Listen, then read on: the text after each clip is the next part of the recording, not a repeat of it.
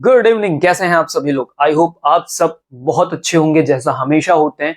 और इसलिए आप सबका एक बार फिर से स्वागत है हमारे नीट फिजिक्स मास्टरी कोर्स में, जहां हम क्या करने वाले हैं, फिजिक्स को मास्टर करने में लगे हुए हैं, दम लगाए पड़े हैं। और हर एक इंपॉर्टेंट टॉपिक को हम पहले फिनिश कर रहे हैं, क्योंकि हमें ज्यादा से ज्यादा कोशिश करनी है कि स्मार्टनेस के साथ रैंक तक पहुंचा जाए। बात समझ रहे हैं? ठीक है, अभी हमने इससे पहले क्या कवर किया था? करंट इलेक्ट्रिसिटी का फर्स्ट पार्ट कवर किया। इसका दूसरा पार्ट लाने का यही रीजन है क्योंकि मैंने बताया था कि ये बहुत ज्यादा वेटेज रखता है। इस वजह से हम इसे दो पार्ट में कवर कर रहे हैं, ताकि हर एक पॉइंट को हम कम से कम टच तो कर ही लें।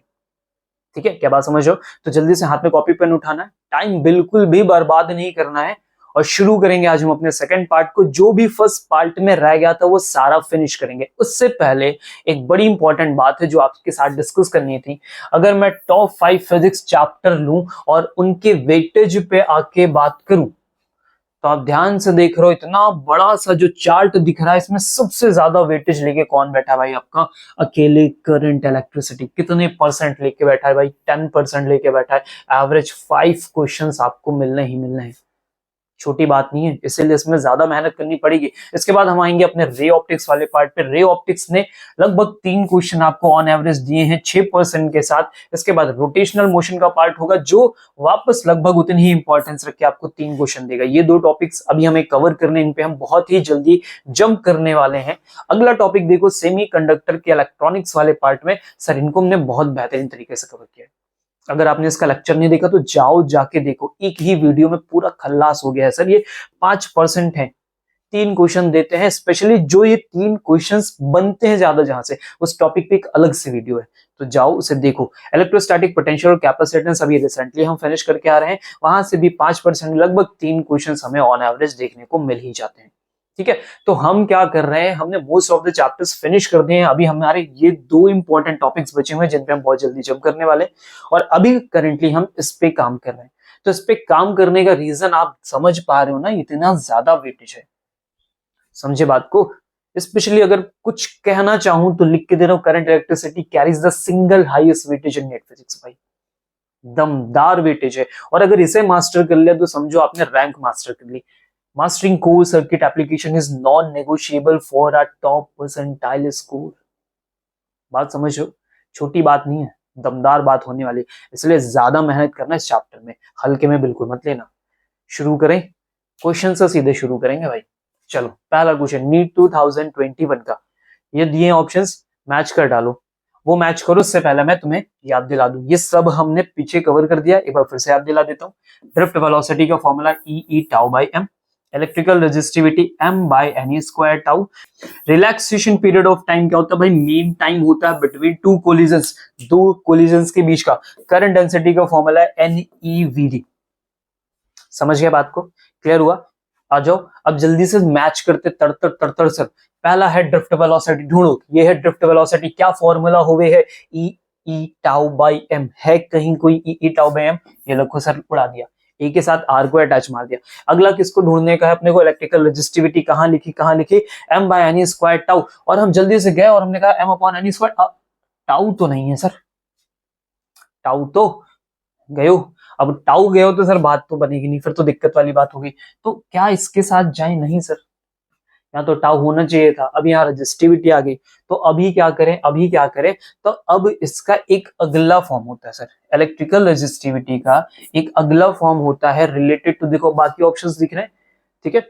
तब इन्हीं ऑप्शंस में एक अगला रिलेशन मिलेगा आपको, E by J, that is the current density. इससे रिलेट करता है कोई ऑप्शन तो भाई चलेंगे, इसके साथ टिक मारेंगे। ठीक है, समझ गए ना? हर चीज नहीं रटनी। अभी आया रिलैक्सेशन पीरियड। अभी रिलैक्सेशन पीरियड पे चलना है तो हमें टाउ की वैल्यू निकालनी है। अब देखो मेरे पास एक NeVd है, एक m upon n square rho है। किसके साथ जाए तो सर बात बन जाए?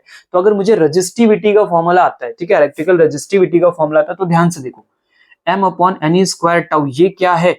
Electrical resistivity. अभी टाउ को इधर लेके आओगे तो ये रो वाले भैया यहाँ पहुंच जाएंगे। देखो पहुंच गए ना? तो सर ये रिलैक्सेशन वाले भैया ये रहे।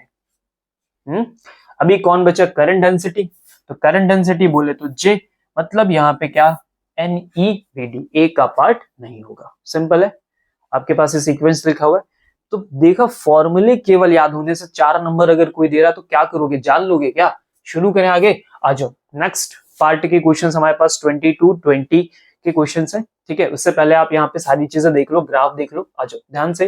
ये रेजिस्टिविटी हो गई, ये टेम्परेचर हो गया। तो भाई रेजिस्टिविटी का टेम्परेचर डिपेंडेंस फॉर्मूला होता है, क्या होता है, rho is equal to rho naught 1 plus alpha T minus T naught, ठीक है। अब इसी फॉर्मूले को एज अ रेजिस्टेंस अगर मैं लिखना चाहूं तो बस आपको यहाँ पे आर आर नॉट कर देना है, 1 plus alpha T minus T naught, ठीक है। बाकी सारे टर्म्स आप जानते हो, सिंपल सी बात है। अभी रेजिस्टिविटी टेम्परेचर में अगर देखोगे, स्पेशली किसकी बात हो रही है, मेटल्स की बात हो रही है। तो मेटल्स में देखो रेजिस्टिविटी विद टेम्परेचर इंक्रीज कर रही है। अभी आ जाओ एलॉयज में, आ जाओ जैसे नाइक्रोम हो गया, तो एलॉयज में स्पेशली टेम्परेचर डिपेंडेंसी बिल्कुल ना के बराबर हमको देखने को मिलती होती है, लेकिन अगर मैं इनिशियली बात करूं तो बिल्कुल ना के बराबर देखने को मिलती है, स्ट्रेट लाइन में आपको रिजल्ट देखने को मिल रहा है।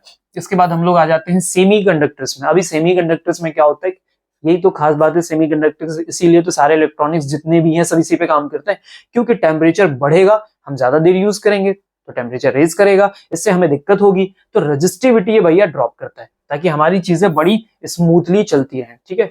अभी क्वेश्चन पे आते हैं, as temperature increases the electrical resistance, क्या होगा, इलेक्ट्रिकल रेजिस्टेंस इंक्रीज होना चाहिए, डिक्रीज होना चाहिए। अभी क्वेश्चन किसके बारे में है, तो हमें ढेर सारे ऑप्शंस देंगे, जिसमें हमने सीधे ऑप्शन उठाया increases for conductors but decreases for semiconductor, ऐसा कोई ऑप्शन हमें मिलेगा, आप इस पे फोकस करोगे और ध्यान दोगे, ठीक है। नीट 2020 का क्वेश्चन जरा देखो किस पे बेस्ड था, ग्राफ रिप्रेजेंटेशन पे बेस्ड था। क्या चाहिए था इसको, variation of resistivity for copper, copper के लिए रेजिस्टिविटी का वेरिएशन चाहिए था, ठीक है, इंक्रीजिंग दिखा दिया। आई बात समझ में।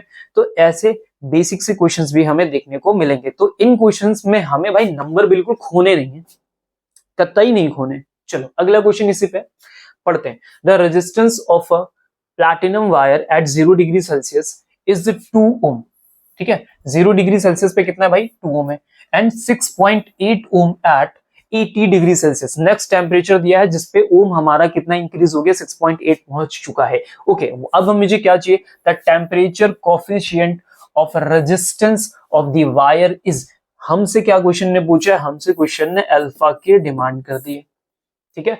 कोफिशिएंट, टेम्परेचर कोफिशिएंट मांगा है। अभी थोड़ी देर पहले हमने पीछे बात की कि रेजिस्टिविटी का एक फॉर्मूला होता है, कुछ क्वेश्चन में अगर आप यूनिट देखोगे तो ओम लिखा है, ओम का मतलब क्या होता है, रेजिस्टेंस होता है, नहीं रेजिस्टेंस बेस फॉर्मूला चाहिए। तो हमने कहा था बिल्कुल रेजिस्टिविटी जैसा दिखेगा भाई, R is equal to R not bracket में 1 प्लस अल्फा, और फिर यहाँ पे हमने लिखा हुआ था T minus T not and bracket close. आप सिंपल इसे ऐसे भी R1 R2 करके याद कर सकते हो, सिंपल सी बात है। अभी शुरू करते हैं ध्यान से। R नॉट रिप्रेजेंट करता है इनिशियल वाले पार्ट को, यानी 0 डिग्री सेल्सियस पे 2 ओम है, यहाँ 2 लिखो, यहाँ लिखो 1, यहाँ लिखो प्लस, यहाँ लिखो अल्फा, फिर यहाँ पे जो बाद का टेम्परेचर है, फिर इनिशियल टेम्परेचर, तो इनिशियल 0 था, आप 0 रख दो। अभी फाइनल वाले पे चलता है, तो फाइनल वाला टेम्परेचर 80 डिग्री पे था, तो हमने यहाँ पे 80 लिखा, ठीक है। इसे क्लोज करेंगे। इसके बाद उस पे हमें जो रेजिस्टेंस देखने को मिला वो कितना था, 6.8, तो हम यहाँ सिंपल तरीके से 6.8 लिखेंगे।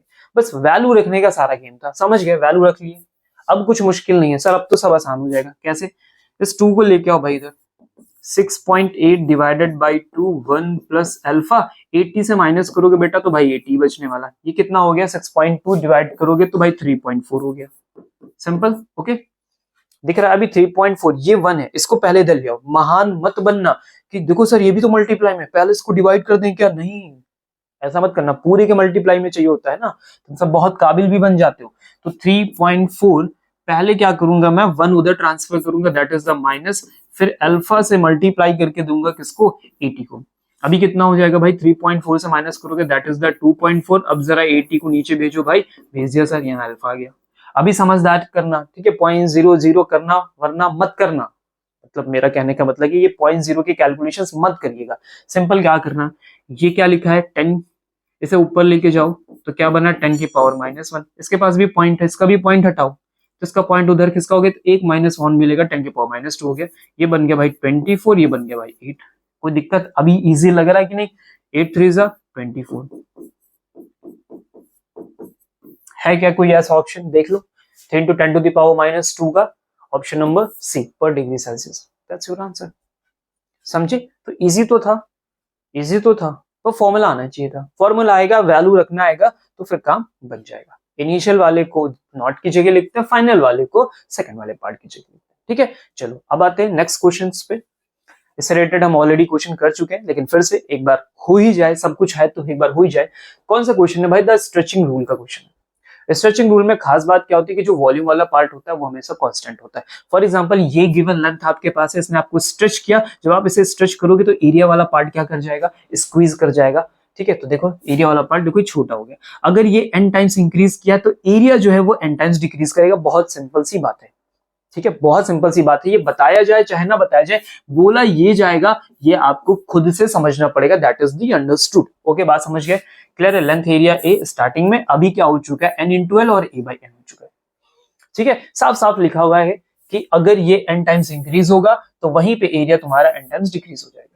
अब जब रेजिस्टेंस पे बात करते हैं तो रेजिस्टेंस के लिए हम ये बेसिक सा फॉर्मूला यूज करते हैं चाहे तो, लेकिन मैंने आपको ट्रिक भी दिया था कि आपको सीधा n स्क्वायर इंटू आर करना है। तो n टाइम्स का चेंज होगा तो सीधे n स्क्वायर करोगे, आंसर आपके पास आ जाएगा। ठीक है, सीधे यही फॉर्मूला आपको यूज करना है।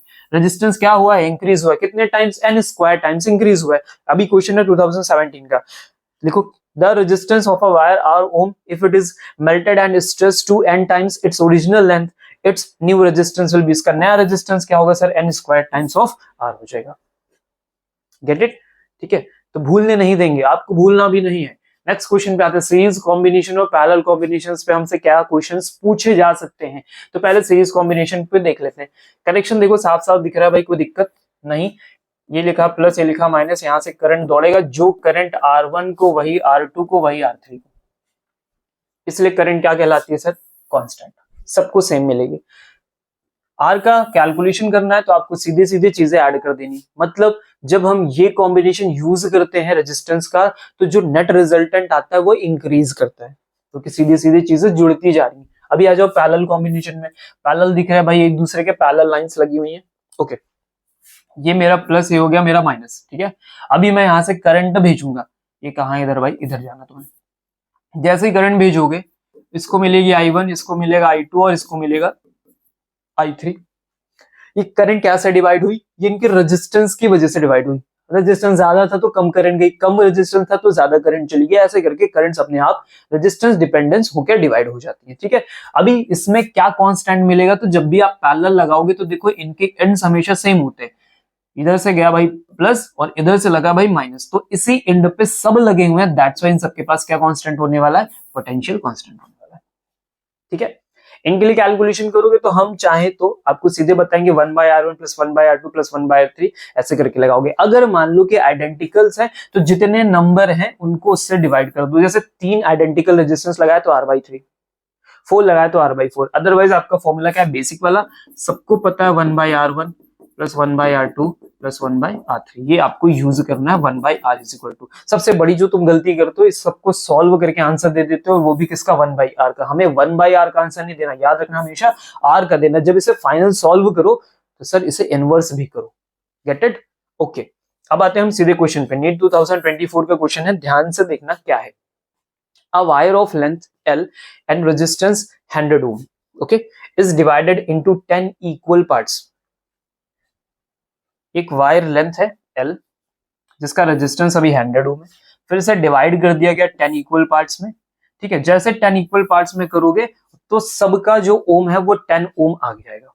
ठीक है, आगे the first 5 parts are connected in series, फिर अगले 5 पार्ट को सीरीज में कनेक्ट किया। नेक्स्ट 5 पार्ट्स को हमने पैरेलल में कनेक्ट किया। The 2 combinations are connected in series. ठीक है, अब हमें बताना है कि फाइनल जो रिजल्ट हमें देखने को मिलेगा वो क्या होगा। बहुत सिंपल सी बात है, बहुत सिंपल सा क्वेश्चन है। ठीक है, सबसे पहले क्या हुआ, ये चीजें हमें बताई जाए ना बताई जाए, फिर भी आप इन चीजों को अपने आप समझ जाओगे। ठीक है, कैसे करना है ध्यान से देखो। ये पूरा क्वेश्चन आपने देख लिया, चलो आ जाओ क्वेश्चन करते हैं। कैसे करना है ध्यान से समझिए। मेरे पास एक वायर है, इसकी लेंथ कितनी गिवन की गई है भाई? मुझे L गिवन की गई। ठीक है, अभी ये कितने ओम का है? 100 ओम का। इसके कितने पार्ट किए गए? 10 पार्ट्स कर दिए आपने। अगर आपने 10 पार्ट्स कर दिए तो मतलब एक लेंथ बन गई L/10, तो इसका रेजिस्टेंस क्या बन जाएगा भाई? Total R/10। R कितना था? 100 था, तो 100/10 जैसे करोगे तो फाइनल आंसर आपके पास 10 ओम आ गया। अभी समझ में आई बात कि 10 ओम कैसे बना था। ओके, आफ्टर देन फिर क्या करना था मुझे इस क्वेश्चन में, मुझसे बोला गया कि आप क्या करो, इनके 5 पार्ट लो, ठीक है, उन्हें पहले कनेक्ट करो आप सीरीज में। तो 5 पार्ट लेने का मतलब 10 ओम को सर कितनी बार ऐड करना है, सर 5 बार ऐड करना है। तो कितना आएगा, सीधे 50 आ गया। ये तो इजी है। अभी इसके बाद फिर उन्होंने बोला कि अगले 5 पार्ट्स को आप किस में कनेक्ट करो, पैरेलल में कनेक्ट करो। Very simple. अभी देखो सारे आइडेंटिकल है ना, 10 सारे आइडेंटिकल है, तो हमने क्या बताया कि आर जितनी बार ऐड करना उससे डिवाइड कर दो, r/n कितना हो गया, 2 हो गया, that is the 2 ohm, this is the 50। अब उसके बाद ये जब कर लिया तो फिर से इनका जो कॉम्बिनेशन वो अगेन सीरीज का करो। ये सब नौटंकी करने के बाद फिर से सीरीज में लगाओ, ठीक है। तो सीरीज में क्या होता है भाई, सीधे सीधे ऐड होता है। आंसर क्या आ गया, 52। That's simple. Get it? आया? क्लियर हुआ? तो ऐसे ये सॉल्यूशंस हम करते हैं। ओके, नेक्स्ट पार्ट पे आएंगे। अगला क्वेश्चन आपके लिए है 10 resistors, each of resistance R, सभी का रेजिस्टेंस क्या है भाई, आर है, connected in series to a battery of EMF E, ठीक है, एंड नेग्लिजिबल इंटरनल रेजिस्टेंस। तो जो इंटरनल रेजिस्टेंस स्मॉल आर होता है वो यहाँ पे नहीं है, मतलब आर की वैल्यू 0 है। ओके, आगे, then those are connected in parallel to the same battery, फिर इनको वापस कनेक्ट किया गया सेम बैटरी के साथ। The current is increased n times, ऐसा करने से जो करंट है वो n टाइम्स इंक्रीज हो गया है। The value of n, find the value of n, net find the value of n। और ये क्वेश्चन कब पूछा गया आपसे, नीट 2023 में। क्वेश्चन समझ में आया? सबसे पहले 10 रजिस्टर्स हैं हमारे पास, सारा रेजिस्टेंस आर का है और सारा कनेक्शन पहले स्टार्टिंग में किससे है, सीरीज में, ठीक है, सीरीज में। जो पोटेंशियल अप्लाई कर रहे हैं वो भाई साहब हमारे ई है। ओके, क्लियर होगी बात?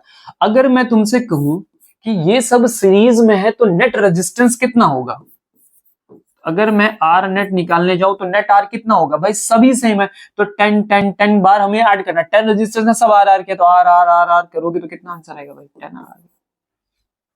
इतना तो इजी है। ओके, अभी फाइनल क्वेश्चन को अगर तुम पढ़ोगे तो क्वेश्चन ने क्या बोला है कि जब हमने दोबारा पैरेलल में इसका कनेक्शन एडअप किया तो जो बैटरी है, बैटरी से जब हमने एडअप किया तो करंट n टाइम्स बढ़ गई, n टाइम्स करंट बढ़ी है जब पैरेलल में आए हैं।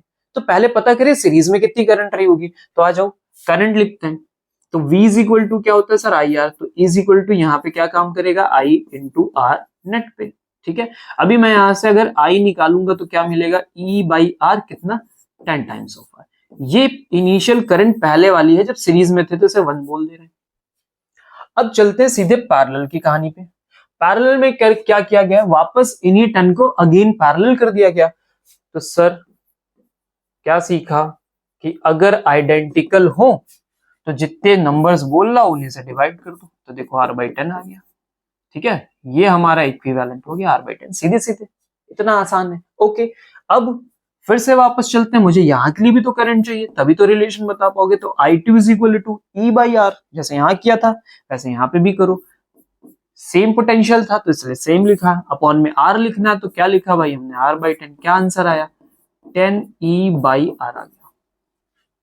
यहां तक कोई दिक्कत, समस्या, परेशानी नहीं सर, इजी, क्लियर। अभी क्वेश्चन मुझसे कह रहा है कि जब हमने ये वाला प्रोसेस किया तो करंट ज्यादा हो गया है, n टाइम ज्यादा हो गया, और वही n टाइम का मुझे नंबर दो, ठीक है।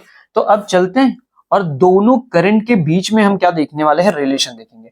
दोनों करंट्स के बीच में हम देखेंगे कि क्या रिलेशन होगा, इसके अकॉर्डिंग हम बात करेंगे, ठीक है। चलो सर शुरू करते हैं। तो मैं कहूंगा I2/I1। कभी भी दो रिलेशंस निकालने हो तो रेशियो के साथ चले जाओ, इजी तरीके से आपको हो जाएगा। इसकी वैल्यू लिखो E/R/10, सॉरी वो ऊपर लिखा हुआ है वो लिखते हैं, 10E/R डिवाइडेड बाय, यहां से क्या मिला था, E के अपॉन में 10 इंटू R। अगर अब आप ध्यान से देख पा रहे हो तो E से हमारा E कैंसिल हो रहा है, R से हमारा R कैंसिल हो रहा है, तुम 10 से 10 कैंसिल कर देना, है ना, ठीक है। तो सर मल्टीप्लाई हो गया 10 इंटू 10 और क्या हो गया यहाँ पे 100। अभी इसके आगे एक स्टेप और बढ़ेंगे तो लिखा है I2 is equal to 100 times of I1।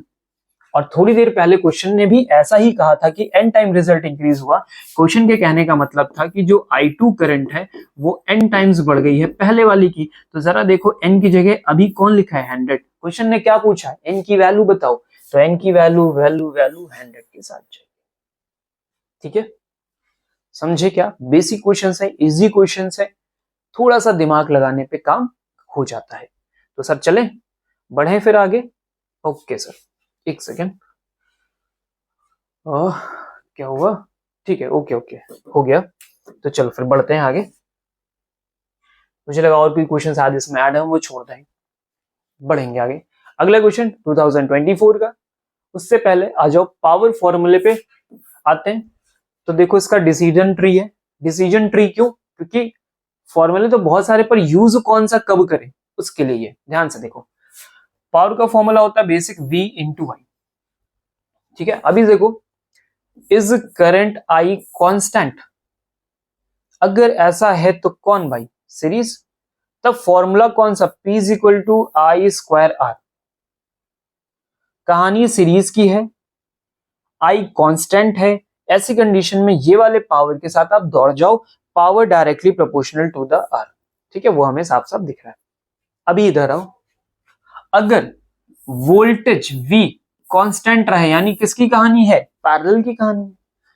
तब क्या करोगे? P is equal to V square by R के साथ जाओगे। भाई दोनों फॉर्मूले कौन से लगाओगे? तो देखो इसके साथ जाना है। ठीक है, अभी यहाँ पे पावर क्या है? Inversely proportional to the resistance है। दोनों में बातें अलग अलग हैं, इसलिए इंपॉर्टेंट डिसीजन सही लो। यहाँ पे power directly proportional to the resistance है और यहाँ पे power inversely proportional to the resistance है। एक ही फॉर्मूले में, एक ही रिलेशन में दो अलग अलग बातें हो रही है, इसलिए डिसीजन सोच समझ के लेना है। अब आओ इसको अप्लाई कैसे करेंगे। तो 24 में क्वेश्चन आया था, 2 heaters 1 kilowatt and 2 kilowatt connected in series. दोनों किसमें कनेक्ट है भाई? सीरीज में कनेक्ट है। अगर सीरीज में कनेक्ट है तो कौन कांस्टेंट? Current constant. ठीक है, देन इन पैरेलल, फिर उनको पैरेलल में कनेक्ट किया गया। अभी कौन कांस्टेंट हो गया? पोटेंशियल कांस्टेंट हो गया। रेशियो ऑफ पावर आउटपुट, हमें आउटपुट देना है भाई किसका? पावर का। उसको निकालना क्या भैया? रेशियो के पार्ट में। ठीक है, समझ गए? तो पहले कहानी पकड़ो सीरीज वाली।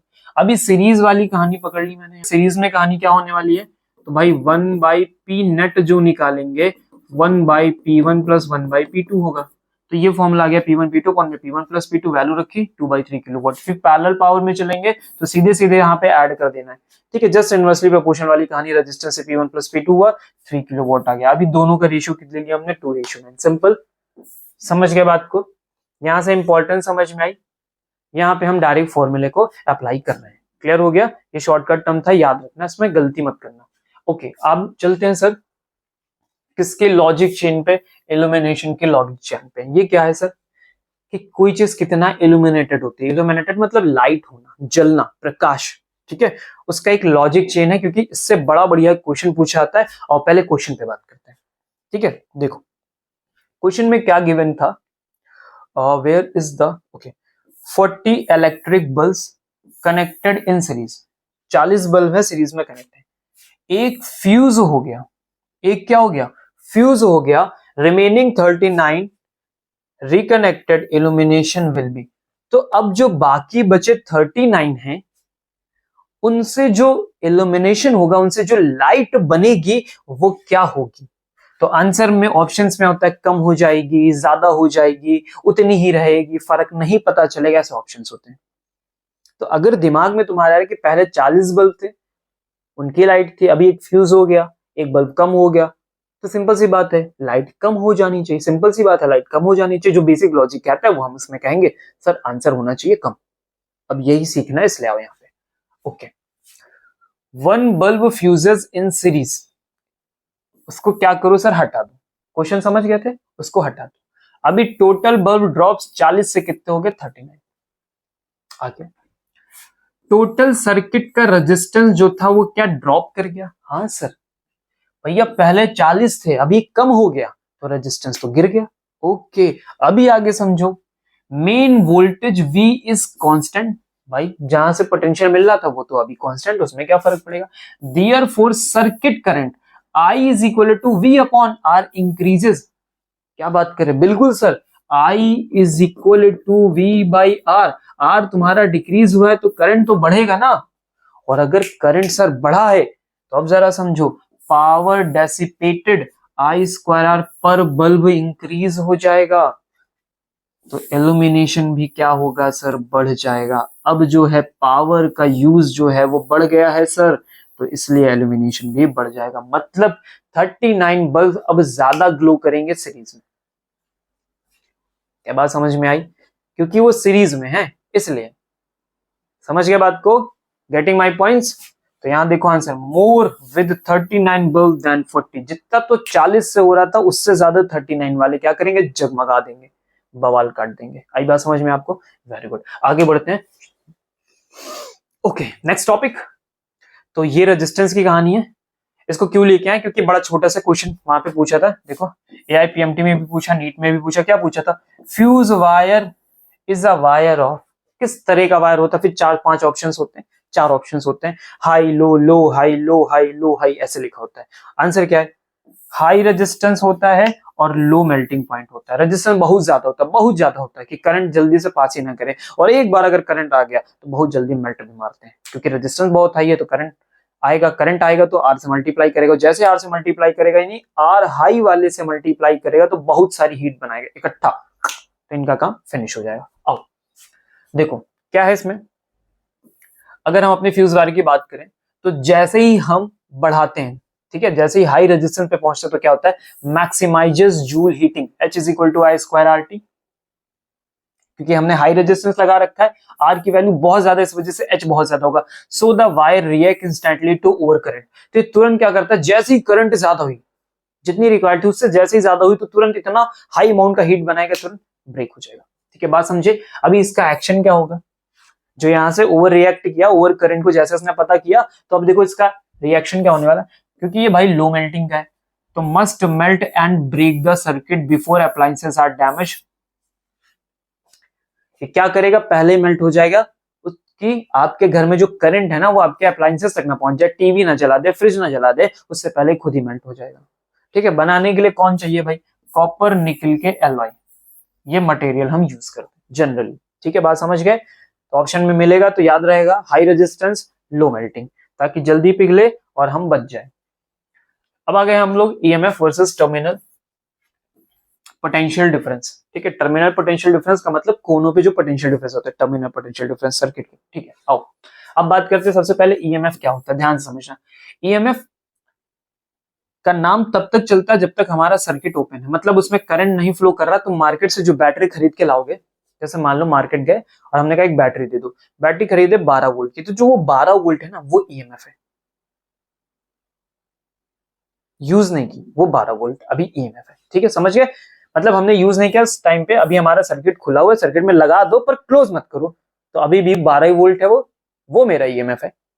समझ गए बात को? ये मैक्सिमम पोटेंशियल होता है भाई, यूज ही नहीं हुआ तो मैक्सिमम पोटेंशियल हुआ, आइडियल वोल्टेज माना जाता है इसको। अब कहानी समझो, जैसे सर्किट वापस कनेक्ट करोगे तो क्या करेगा पोटेंशियल, क्या करेगा ये बैटरी, करंट दौड़ाएगा। अब करंट दौड़ाने से पहले थोड़ा सा करंट वो खुद ही खाएगा।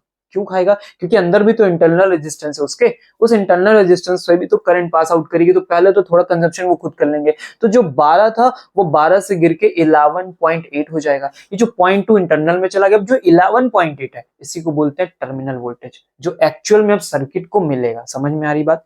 12 नहीं मिला, 11.8 एक्चुअल में मिला। समझे बात को? ओके, तो देखो ये कब होगा, जब हमने सर्किट को क्लोज कर दिया, करंट ग्रेटर देन 0, मतलब करंट फ्लो कर रही। अब V इज इक्वल टू का फॉर्मूला बना है E minus I into R. ये आई आर क्या है, अंदर जो पोटेंशियल खा गया, कौन खा गया, इंटरनल रेजिस्टेंस खा गया, एक्चुअल अवेलेबल वोल्टेज, यही एक्चुअल में अवेलेबल होता है। समझ गए? जब हम लगाते हैं तो क्लियर हुई बात। अभी क्वेश्चन देखो, 2009 का क्वेश्चन है, graph between V and I for a cell. किसके बीच का ग्राफ चाहिए, V और I के बीच का चाहिए, स्लोप एंड इंटरसेप्ट। आंसर नहीं, देखो यार ये चाहिए, ये क्वेश्चन है V एंड I का। अभी चलो इस फॉर्मूले में, ठीक है, हम कैसे सॉल्व करेंगे सर इसको, कैसे ग्राफ बनाओगे? तो देखो यहाँ लिखो y इज इक्वल टू, अब जहां दो लोग एक साथ हो वहां लिख देना mx, अब जो बचे वहां लिख देना किसको, c को लिख देना। तो ये भाई इंटरसेप्ट वाला पार्ट मिल जाएगा एक तरह से। अभी यहाँ देखो m इंटू एक्स, अभी ग्राफ किसके बीच में चाहिए, v और i के बीच में, तो m कौन होगा, तो सर m होगा मेरा r। क्या बात समझे? अब देखो नेगेटिव है तो m मेरा नेगेटिव r होगा। बात समझ में आई? सर कैसे पता चला कि कौन है? भाई मैं i को ले लूं तो नहीं ले सकते ना, क्योंकि ग्राफ तो i के साथ जाएगा, इसलिए एक्सिस i कौन है, x का काम करेगा, तो वो एक्सिस के रोल पे चला गया, तो बचा कौन भाई, r बचा, तो वो नेगेटिव हो गया। ठीक है, इसका मतलब जैसे जैसे मेरे लिए i की वैल्यू बढ़ेगी मेरा स्लोप डाउन जाएगा, क्योंकि नेगेटिव पार्ट में देखो ये मैंने बनाया v, ये मैंने बनाया i, अभी देखो ये ग्राफ गिरता हुआ दिख रहा है, माइनस r से मिला। और अब जरा देखो सबसे पोटेंशियल पे सबसे जो बड़ी वैल्यू, मैक्सिमम वैल्यू है, वो क्या रिप्रेजेंट कर रही है, E। यही हमारा इंटरसेप्ट पॉइंट था, ये वाला पार्ट। आई बात समझ में? क्लियर हुआ? ये वाला पार्ट यहां मत काट देना दौड़ के, भाई आई वाली लाइन पे तुमको क्यों ईएमएफ मिलेगा, पोटेंशियल वाली लाइन पे मिलेगा ना, समझे बात को? ये maximum value, get it? Okay, ये भी क्वेश्चंस आते हैं, तैयार रहिए, और भी ग्राफ हैं वो देखो लिखे हुए हैं। और पहले क्वेश्चन पढ़ते हैं। 2018 का क्वेश्चन है, किसके बीच में पूछा है, करंट और एन, करंट और एन, करंट और एन, करंट और एन। अब ये एन कौन है, इधर समझ में आएगा। ठीक है, अब ध्यान से समझो, ये एन वो नंबर्स हैं किसके, सेल्स के, कहां लगे हैं, सीरीज में लगे हैं, पैरेलल में लगे हैं, कहीं भी लगे हैं।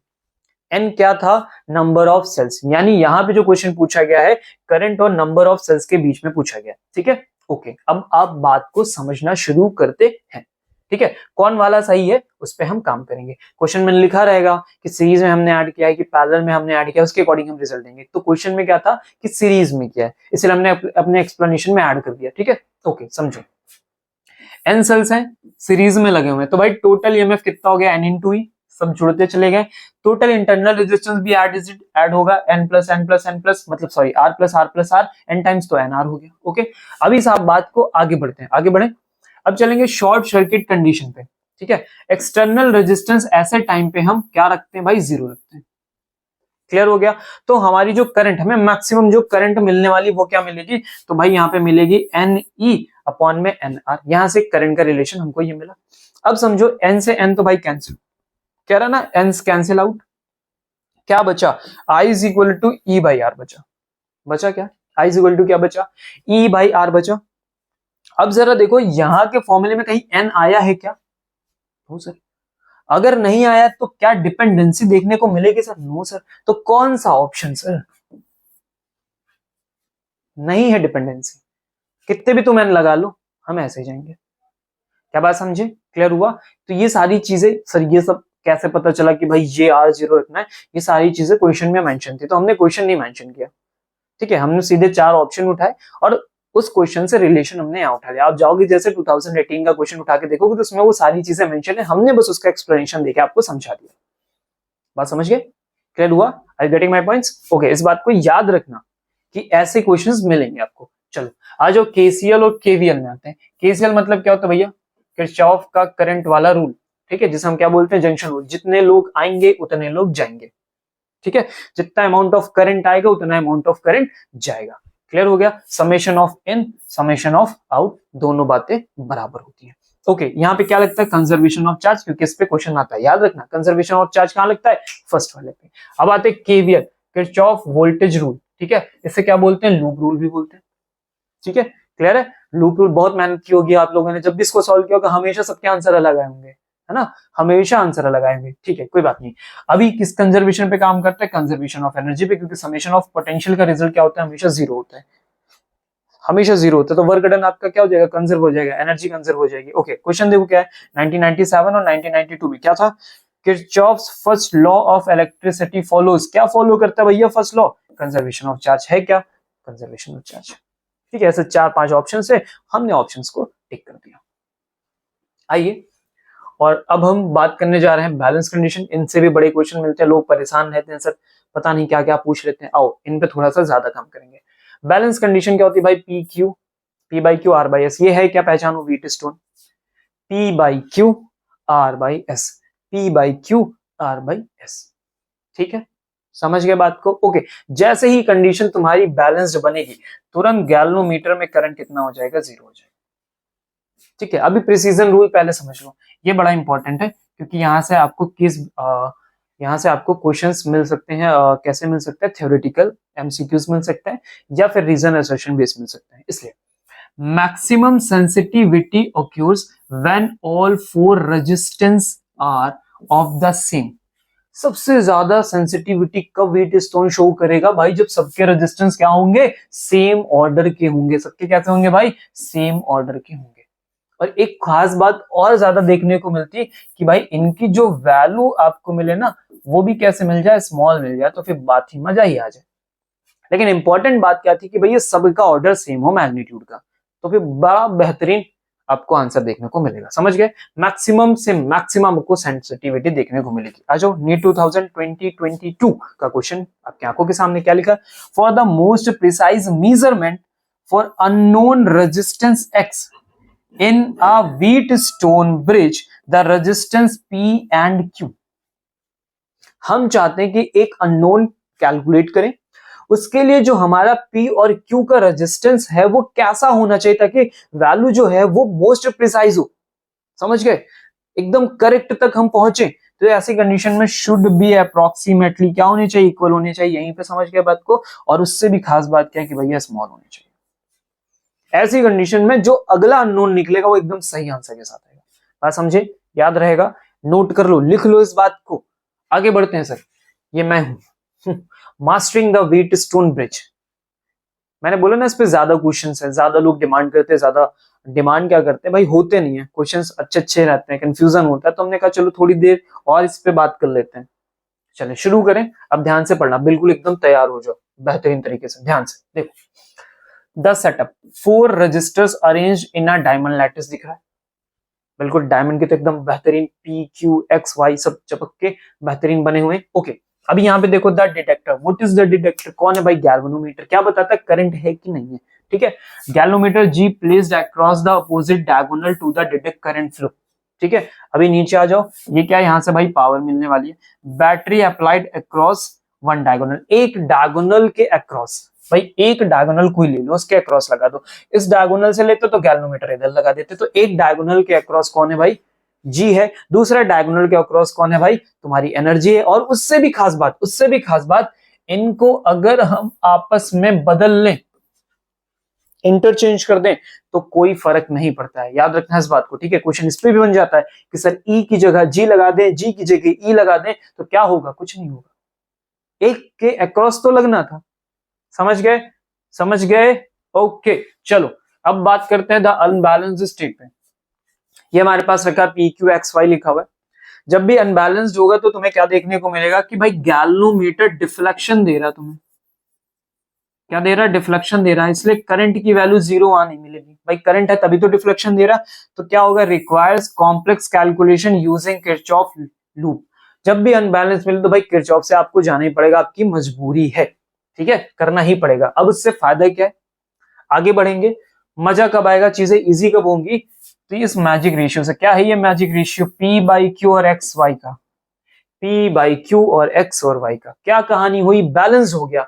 और जैसे तुम बैलेंस स्टेट में पहुंचोगे, इनका काम खत्म, ये समझो है ही नहीं, देखो गायब हो गए।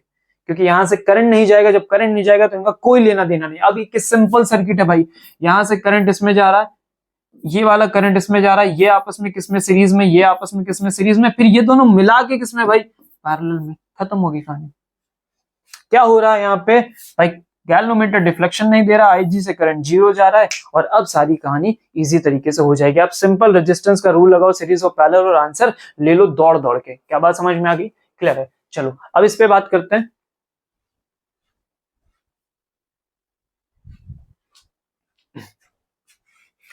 आइडेंटिफाई करने पे आ गए। ठीक है, चलो ध्यान से देखो, कहां गया सॉरी, इस वाले भैया पहले यहाँ पे कनेक्ट है। ठीक है, एक स्टेप का ही बढ़ गया, यहाँ पे गैल्वेनोमीटर लगा ऐसे करके। अभी ठीक है सारी चीजें ओके। अब समझना क्या करना है मुझे, इसको मैंने देखा, अब मैं सोचूं कि इसमें कॉम्प्लेक्स वाला रूल लगाऊं, किरचॉफ लगाऊं, या फिर इसको सिंपल तरीके से सॉल्व कर लूं। तो सिंपल तरीके से सॉल्व हर कोई करना चाहता है, हम भी करना चाहते हैं, आप भी करना चाहते हैं। तो इसके लिए ये क्या होना चाहिए, बैलेंस होना चाहिए। बैलेंस होने के लिए भाई ये है P और ये है Q, ये है R और ये है S, इनका रेशियो ले लो भाई। तो इनका रेशियो 10/20 मतलब कितना हो गया, 1:2। और 5/10 का मतलब कितना हो गया 1:2, मतलब ये बैलेंस है। अगर ये बैलेंस है तो भैया गैल्वेनोमीटर हटाओ, कोई रोल नहीं इनका, हटा दो, बैलेंस्ड है। अभी बैलेंस्ड है तो ऊपर ऊपर वाले मैंने बोला था ये सीरीज में, ये सीरीज में तो देखो लगा दिए। जब इनको फाइनल सॉल्व करोगे तो 10 20 भैया 30 और ये कितना हो गया 15। अब इनको फाइनली सॉल्व करोगे तो 1/15 प्लस 1/30 हो गया, खत्म, इजी, एक लाइन में आंसर लो। करंट पूछे, आर निकाले के बाद करंट दे दो, समझ के बात को। ठीक है, तो when the bridge is balanced the central arm becomes electrically dead, कुछ नहीं जाएगा उधर, delete it instantly, simplify the circuit. Okay, get it. चलो सर आगे बढ़े। ओके, नेक्स्ट AIPMT 2004 का PYQ है, क्या लिखा है? 5 equal resistances, each of resistance are connected as shown, तो ये है as shown, ऐसा है। 5 रेजिस्टेंस है भाई, इक्वल है सब, R R R, 4 वोल्ट के साथ कनेक्शन दिया गया है, क्लियर है? आगे देखो, अ battery of 4 volt is connected, तो 4 वोल्ट की बैटरी भाई कनेक्टेड है, ठीक है, ये 4 वोल्ट दोबारा आ गया, कोई नहीं। अभी आगे the current flowing will be, तो कितना करंट फ्लो करेगा फाइनल हमको ये बताना है, मतलब आंसर निकाल के देना, ठीक है? कैसे करेंगे, अब ये मेथड सीखो। ये 5 वाले जो लोग हैं ये बड़े फेमस है, ये आते ही आते हैं, और जब भी ये 5 वाले तो तुम समझ जाना कि कहीं ना कहीं व्हीट स्टोन को मंगाना चाहते हैं, क्योंकि वहां भी 5 लोग होते हैं, गैल्वेनोमीटर को छोड़ लो तो 5 आदमी बनेंगे, वैसे यहाँ पे भी बनेंगे। अभी ध्यान से समझना, ये दिखा तुम्हें। सबसे पहले क्या करो, सिमेट्री चेक करो। सिमेट्री कैसे चेक करोगे, तो थोड़ी देर के लिए बीच वाले आर को समझो कि तुम गैल्वेनोमीटर हो, तुम चुप बैठो, और अब सिमेट्री देखेंगे। मैं क्या करूंगा, रिलेशन निकालूंगा भाई R बाई R का, ठीक है?